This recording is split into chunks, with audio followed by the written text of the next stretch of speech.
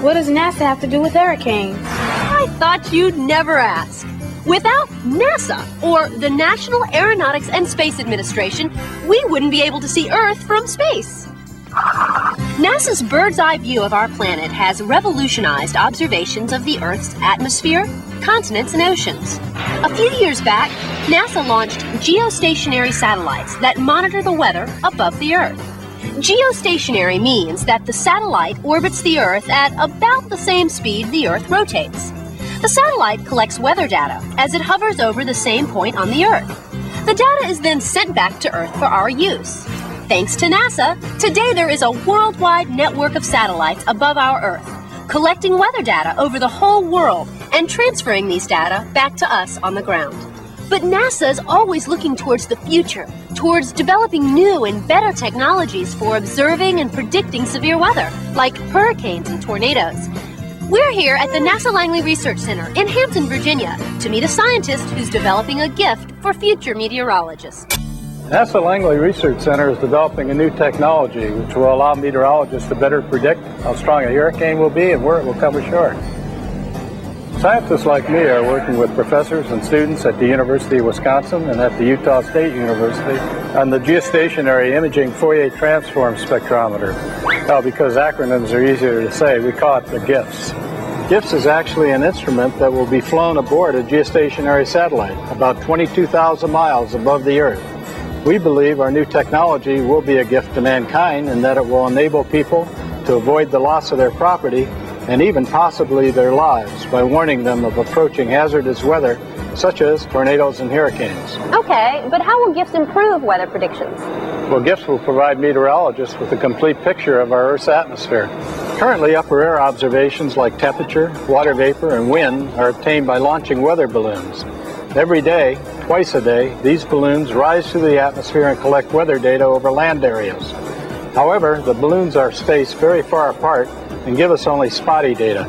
GIFS will collect the same data from space every 10 seconds, over land as well as over the sea, where hurricanes come from. Wow, every 10 seconds?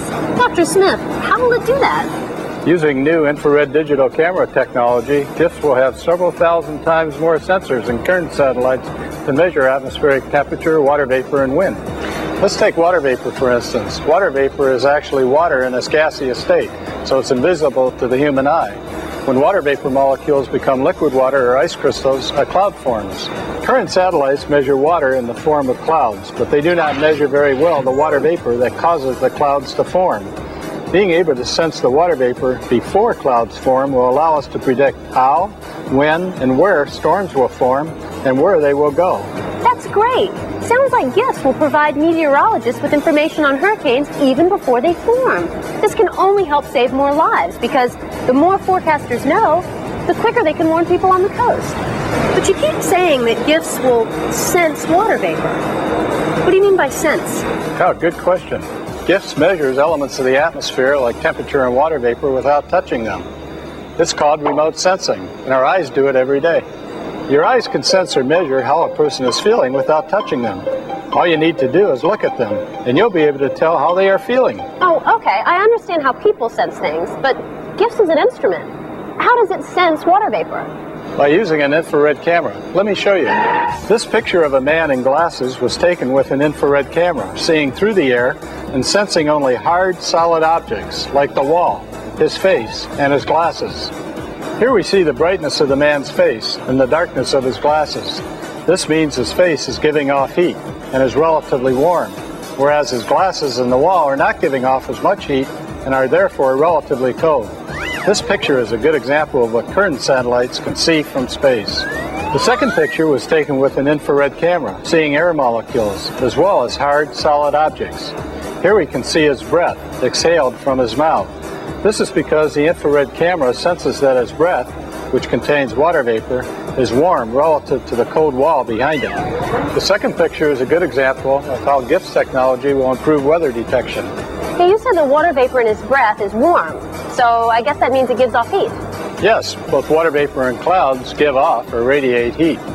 GIFS can't feel the heat, but being an infrared camera, it can sense the amount of heat the water vapor radiates. An analogy is when you close your eyes on a partly cloudy day. When the sun comes out from behind the clouds, you don't have to open your eyes to know the sun is there. You can sense or feel the heat of the sun radiating on your face. Speaking of heat, remember the graph Valerie showed you?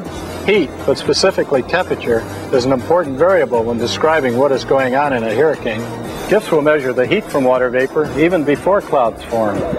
This will allow us to predict the formation and intensity of upcoming storms, like how much rain will fall or how severe the winds will be. Cool!